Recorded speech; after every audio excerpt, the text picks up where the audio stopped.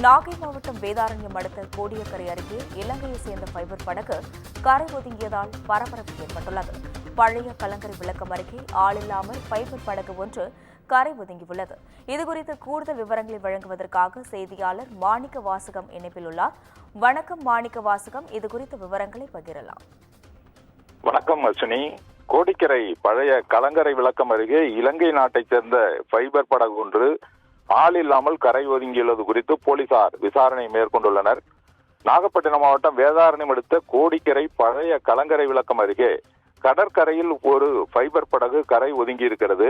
இன்று காலை அப்பகுதி வழியே கடலில் மீன்பிடிக்க சென்ற மீனவர்கள் படகை பார்த்து போலீசாருக்கு தகவல் தந்துள்ளனர். இலங்கை நாட்டைச் சேர்ந்த ஃபைபர் படகு என்பதும் அந்த படகில் 25 குதிரை திறன் கொண்ட சுசி எஞ்சினும் நங்கூரமும் இருக்கிறது.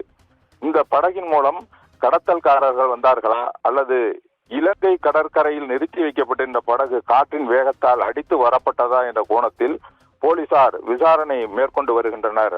அர்ச்சனி, விவரங்களுக்கு நன்றி மாணிக்க வாசகம்.